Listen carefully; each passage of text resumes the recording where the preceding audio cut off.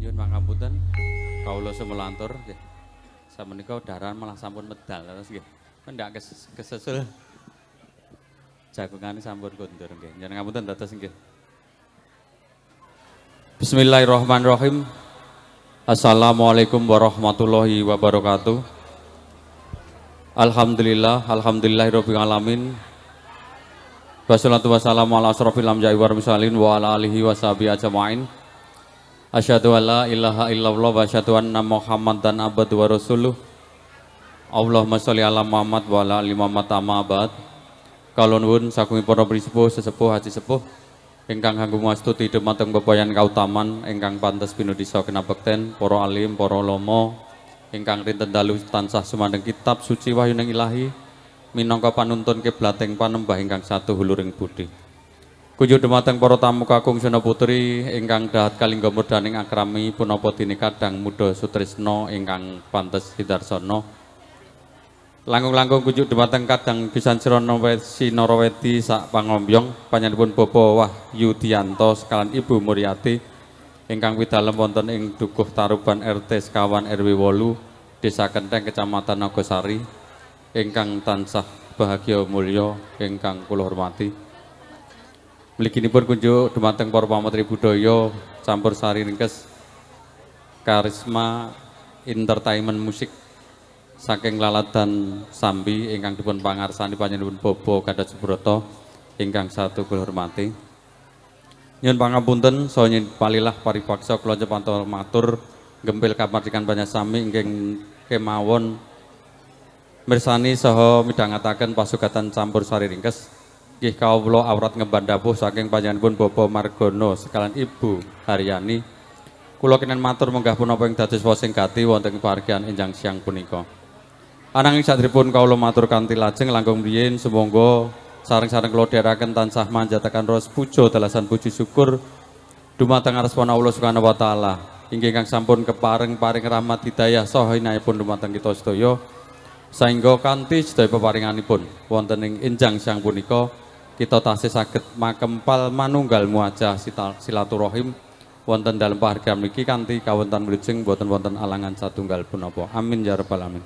Panjenenganipun para tamu kakung Sena Putri ingkang satu kula hormati nuri atur kasepian panjenenganipun Bapak Margono sekalian Ibu Haryani ngambali ngaturaken pahambrika wilujeng menggah keran sami lan ugi panjenenganipun ugi ngaturaken kuing panuwun ingkang datan pepindhan dumateng para tamu kakung Sena Putri ingkang sampun kepareng rawuh wonten ing pahargyan enjang siang punaka nuhunipun punapa ingkang dados panjenenganipun Bapak Margono sekalian Ibu Haryani. Para tamu kakung Sena Putri ingkang sadaya hormati kepareng kala badhe atur pratilan sawetawis menggah punapa ing dados wasing gati pahargyan enjang siang punika. Nggih mbok pilih panjenenganipun Bapak Margono sekalian Ibu Haryani. Sampun kepareng hanetepi darmani asepuh Mahargya Suta Amiwasiwi kanthi ngijab saha kabulaken putra paestrinipun ingkang sesilih Roro Ayu Laila Nur Karimah ingkang sampun kajatuh krami kalian Bagus Muhammad Arif Nur Krokim putra jalu saking panjenenganipun Bapak Wahyudianto Ibu Muryati ingkang pidalem wonten ing Dukuh Taruban Desa Kenteng Kecamatan Nagosari. Nggih alhamdulillah ijab kabul sampun kalampahan kala winginjang wonten ing dinten Jumat surya kaping 2 Mei warsa 2000 selangkung kirang langkung tabuh 8 enjang wonten ing dalem pahargyan mriki Dukuh Lemah Bang RT sekawan RW sekawan Desa Ndibal Kecamatan Ngemplak. Nggih awit pikantuk rahmat sabekahipun Allah Subhanahu wa taala lumampahing ijab kabul pinanganten sarimbit sampun saged kalampahan kanthi rahayu wilujeng boten wonten alangan sutanggal punapa.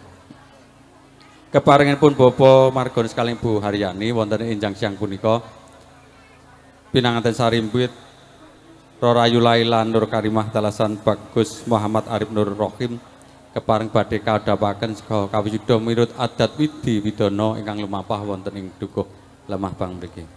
Lan alhamdulillah kawula sampun kadhawuhaken saha kawiyuda pramila dumateng para rawuh sami kasuwun dari anjenengi saha nyekseni saha kasuwun donga pangestunipun. Mugi-mugi sak mangke pinanganten sarimbit ingkang nembe kemawon kadhawuhaken tansah saged dados wahyujud ingkang sejati kados dene kaken-kaken saha ninen-ninen satemah anggenipun gebyur wonten ing madyan ing Balewisma saged atut rutut rentungan kados dene Mimi lan Mintuna samangke satemah saged dados keluarga ingkang sakinah mawaddah warahmah amin lan saestu mugi samangke pinanganten sarimbit enggal pinaringan momongan putra saha putri ingkang soleh saha solehah amin ya rabbal alamin. Para tamu kakung Suna putri ingkang sadul kehormatan bilih atur ingkang salajengipun panjenenganipun Bapak Margono sakalipun ngaturaken gungging panuwun kang datan pepindhan dumateng para sanak kadang tangga tepaling mitra inggih ingkang sampun paring pambiyantu ingkang arupi punapa kemawon. Saya menika bondo biogo vertical saengga kanthi pambiyantu panjenenganipun lumampahing adicara daping pinanganten wonten enjang siang punika awit lekas dumipun pungkas tansah pinangiran lancar rahayu wilujeng boten wonten halangan satunggal punapa. Saestu panjenenganipun Bapak Margono sakalipun boten saged caos wales ingkang arupi lair nanging sedaya-sedayanipun namung kaaturaken kapasrahaken dumateng Allah Subhanahu wa taala. Mugi-mugi samangke dadosna amal saya panjenengan sami lan mugi enggal pikantuk leliru ingkang langkung kathah.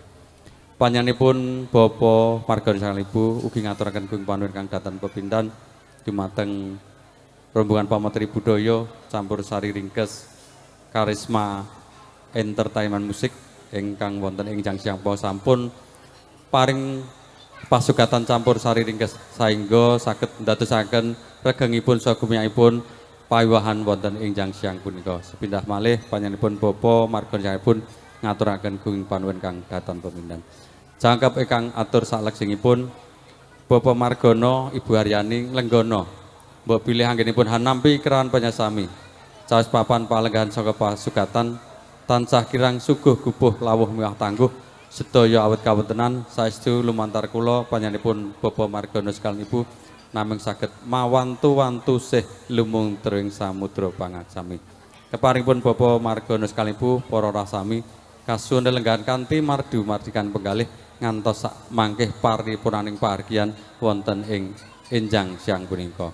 Panjenenganipun para tamu kakung Suna putri ingkang satunggal hormati, mbok pilih namung mekaten lan semanten atur kawula minangka sulih talira tanging basa saking Bapak Margono sekalan Ibu Haryani. Kathah anggen kula matur, kathah kelepatanipun kala namung saged mawantu-wantu sih lumunturing samudra pangasami. Sekap semanten mekaten billahi taufiq wal hidayah. Assalamualaikum warahmatullahi wabarakatuh. Nuwun. Waalaikumsalam warahmatullahi wabarakatuh.